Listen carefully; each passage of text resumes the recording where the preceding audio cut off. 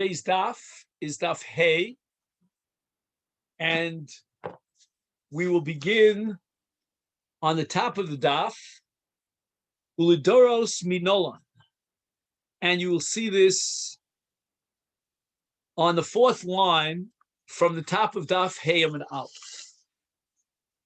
Gemara just established in the name of Rav Yosef that the machlokes that we had on daf Dalet Amid Beis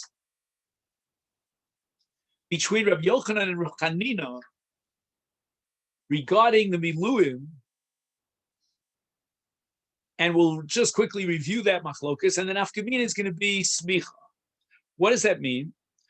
Rabbi Chanina maintains that the only part of the Miluim that's likuva is that which is likuva for all generations, whereas Rabbi Yochanan said no, everything that was mandated and fulfilled in the context of Miluim was ma'akev in the Miluim, even if it's something that would not be ma'akev lidoros.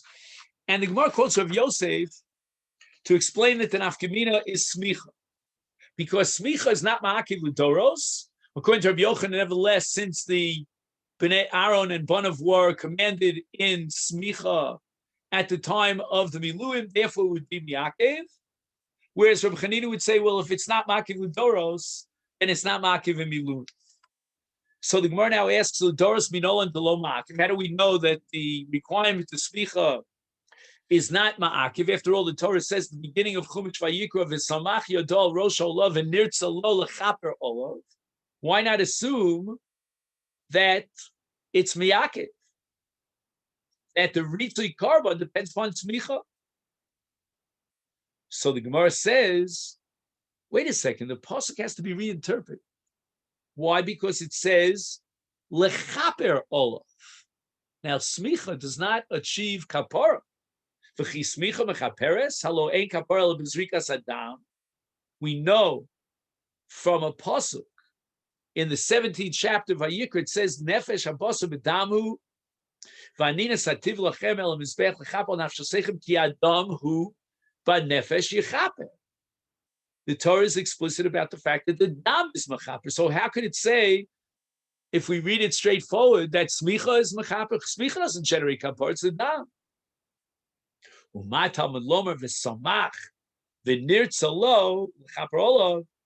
The Torah wants to say that take smicha very seriously, although it's not critical, but it's a great mitzvah.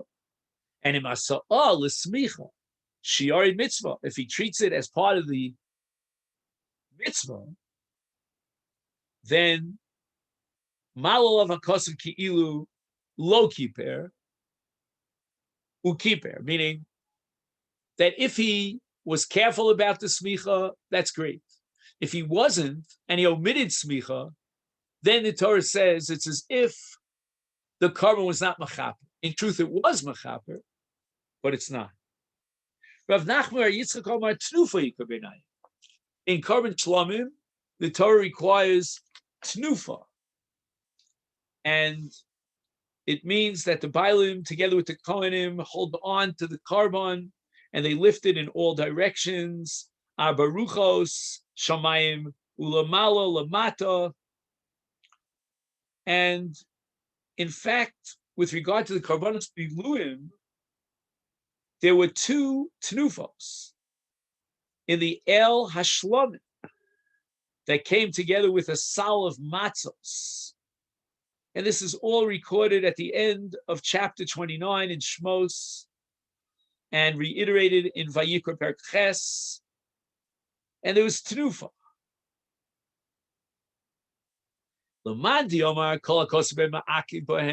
Rabbi Yochanan, whatever is mandated in the process of Miluim is absolutely critical. Is therefore Tnufa is critical. And in the absence of Tnufa, there would be no Kiddush of the Kohanim, there would be no mitzvah of Miluim fulfilled. But Laman Diyom, according to Reb Chanina, Dover she'ein ma'akev l'doros ein ma'akev b'hen, lo ma'akvo. Smicha, we said before, is not ma'akev, and now we're adding Tnufa is not ma'akev. So the Gemara immediately asks, Ulidoros minola and Loma akfa. How do we know, in fact, that Tnufa is not likuva? The Torah says, "V'lakach keves echad asham litnufa lechaper ola," which seems to indicate at the face of it that Tnufa generates kapara. So the Gemara asks, "V'chi Tnufa mechaper salo ein kapara lebedam shenever ki yadam hu anefesh yechaper u'ma tamen lova litnufa lechaper ola." So what does the Torah mean when it says through Tnufa you achieve kapara? We know that the kapara comes through the dam. The answer is, that if he didn't take this mitzvah of Tnufa seriously, he considered like Shiarya mitzvah. He was very nonchalant about it. He omitted Tnufa. His malol of hakosakilu lo chiper, even though v'chiper. The Torah considers it as if he didn't fulfill the mitzvah in Amuvchar the way God commanded it. But in fact, there is kapara. Papa Omar, he has a third possibility of the nafkamina between Rabbi Yochanan and Rabbi Chanina. Prishas Shiva Ika Beinayim. The Kohanim during the Yemei Miluim were required to be poresh for 7 days. And what would be if they weren't poresh? Now the source for Prisha in Sefer Vayikra, Moshe says to them, "Umi Pesach ol Moed lo teitzu shivas yomim ad yom melos yemei miluechem shivas yomim yimalias yidechem Pesach ol Moed," etc. So what would be if they didn't fulfill this requirement? Is Laman the Omer according to Rabbi Yochanan who holds that kol hakosav me'akiv bahen is ma'akva. This would be critical, and without it, there's no mitzvah of miluim. But Laman the Omer according to Rabbi Chanina, dover she'enim ma'akiv l'doros she'enim ma'akiv bahen lo ma'akva. Because just like the Doros Prisha is not ma'akiv, so too in miluim it's not ma'akiv. Ulidoros minolon the lo ma'akva. What's the source that Prisha is not critical? Lidoros, for example, if the Kohen before Yom Kippur was not poresh, and the answer is mida katani maskinon velo katani mafrichon. We've seen this logic before. The Mishnah seems to indicate that the second string Kohen Gadol does not require prisha, and he can step up to the plate if need be to replace the Kohen Gadol and do the avoda. How can he do so without prisha? The answer is that prisha is not ma'akid. Ravina has a fourth explanation for the nafkamina between Rabbi Yochanan and Rabbi Chanina. Ribui Shiva, which means Ribui Begadim, right? The Kohen Gadol has to wear 8 Begadim, 8 Bigdei Kahuna, for 7 days.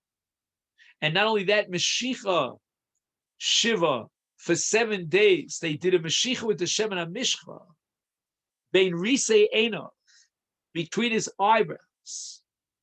Ika Beinai.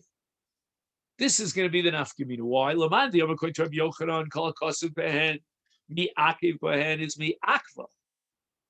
Then this ribui begadim, that the Kohen Gadol should have to wear 8 begadim, and Meshicha, that the Kohen Gadol had to be nimshach. All this was commanded during the Miluim. The pasuk says again in Vayikra Ches, Hishivas Yomim Yimali Es Yedchem, and this Milu Yedechem means Levishas Bigdei Kahuna Kol Shiva. As the pasuk says in Shmos Chavtes, Bigdei HaKodesh Asher Li Aaron Yiu Lebanav Achrov Lemishcha Bahen Ulemali Bam Es Yodam. And the minui of the Kohen Gadol was done through Levichas Begadim Amiyuchadim Lo, these 8 begadim. Aaron Ubanav also required Meshicha, B'Shem and HaMishcha, Ben Risei Einav, B'Meshach Shivas Yomim, and that's derived from a Hekesh, we'll see later on, between Meshicha and Levichas Begadim. But Laman the Yom according to Rabbi Chanina, who holds that Dover Shein Ma'akiv L'Doros, Ein Ma'akiv Bahen, and if L'Doros, you could have a Kohen serve, even without the Levisha of Begadim and without the Meshicha, it's Lo Ma'akva, therefore it's not Ma'akiv in Miluim as well. So Gemara right away asks the same question, the same pattern. How do we know, in fact, that Levisha and Mashicha in the minui of Kohanim, meaning a Kohen Gedolah, for all generations is not ma'akiv, it's not critical. The Tanya we learned in the Brisa regarding Avodas Yom Kippurim, it says v'kiper hakohen asher yimchacho so v'asher yimaleas yado l'chahein tachas aviv. In other words, we're talking about passing on the baton and appointing a new Kohen Gadol to replace the old one. Ma Talmud Lomar. What was the Torah trying to teach me in this pasuk? If it's coming to tell me that the avodah has to be done dafka by the Kohen Gadol, that we know from the entire parsha, which was addressed to Aaron, as it says in Achri Mos Bezos Yavo Aaron ala Kodesh b'par ben bakol lechatos ya'ali olah v'kriv Aaron v'nosan Aaron v'kriv Aaron, over and over again. The parsha speaks about Aaron.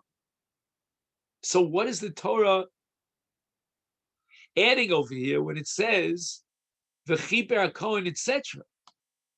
But rather says the Gemara, Lefisha Nemar, since it says in Shmos Perek Chavtes, Ubig de HaKodesh Asher Li Aaron Yilub Bonav Achrav L'Moshcha B'hem U'Lamala B'Emes Yodam. It means that Shivas Yomim Yil Basham HaKohen Tachtov Mi Banav. It says in the pasuk that for 7 days the Kohen, who's now being appointed, has to wear the B'gadim in order to Yavo El Ol Moed L'Sharis B'Kodesh. We're going to derive from this that a Kohen Gadol, when he's appointed, needs Levishas B'Gadim for 7 days in order to allow him to enter into the Ol Moed on Yom Kippur to be Misharis B'Kodesh. Ainli El Nisrabe Shiva. I might think that the Kohen Gadol could only enter to do this avoda if he had a Ribui B'Gadim of the 8 begadim of Kohen Gadol for the full 7 days. V'nimchach, and also he had Mashicha for 7 days, Shivas Yomim. But Nisrab Shiva v'nimchach Yom Echad. Let's say you only had a Mashicha of 1 day, or alternatively Nisrab Yom Echad v'nimchach Shiva. He only wore his begadim for 1 day. He had the Mashicha for 7 days. Meinayin, how do I know that even in these cases he still is kosher and he can enter into the Ol Moed? Talmud Lomar, the pasuk tells me Asher Yimshach Oso. This was the pasuk that we had trouble with here at the beginning of this brisa.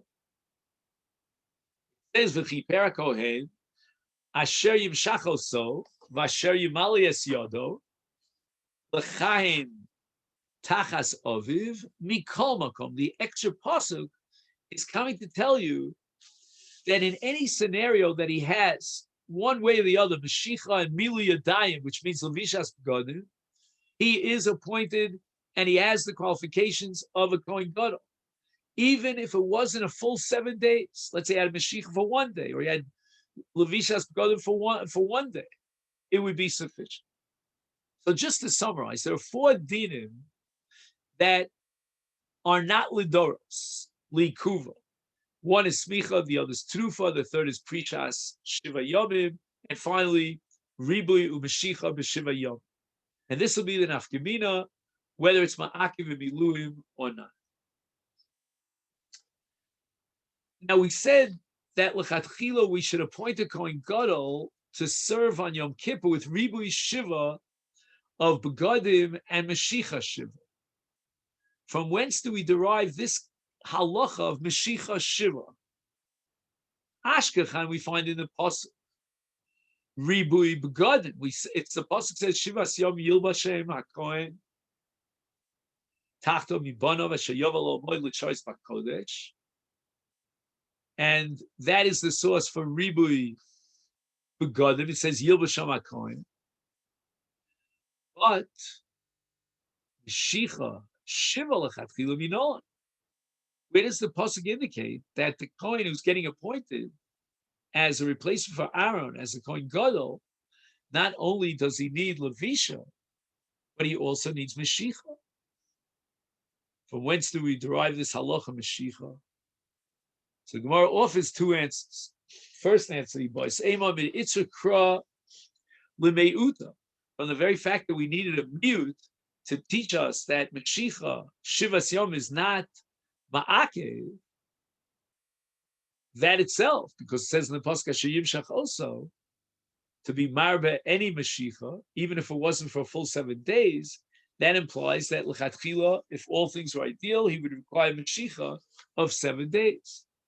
I can give you another answer. The Yoma Kra, the Pasuk says in Shmos Chavtes, Uvigdei HaKodesh Asher Li Aaron, Yiu Lebanav Achrov Lemoshcha Bahem Ulemale Bam Es Yadam. So it says Lemoshcha Bahem. Is Iskash, this pasuk equates Meshicha LeRibu Begadim, because Lamali Es Yodam, as we said before, means Ribu Begadim. Ma Ribu Shiva, Af Meshicha Shiva. And that's the way we have to do it, L'chatchila, it's not Likuv. Now the Gemara goes back to the pasuk of Miluim to clarify that opinion that holds that Kol HaKosav Bahem Mi'akiv Bahem, Rabbi Chanina. My time of demand the Omar, Kol HaKosav Bahem Mi'akiv Bahem. Where does he derive such a conclusion? Omar Rab Yitzchak Bar Bisna, Omar Kra, in Shmos Chavtes, Parshas Tetzaveh, when we talk about the Miluim, it says V'yasiso li Aaron u'lebanav kacha, and the extra word kacha teaches me kacha li kuvahu, that it's a tzivui of Moshe to do during the Shivas HaMiluim kacha, exactly the way they were told to do it, without any change, without any chinery. Don't deviate from this, fulfilling this mandate. And anything that's in Miluim is ma'akev if he doesn't do it. And lo niskanu v'avodasam psula, they do not have the status of kohanim, and their avodah is disqualified. And why? Because of the word kach.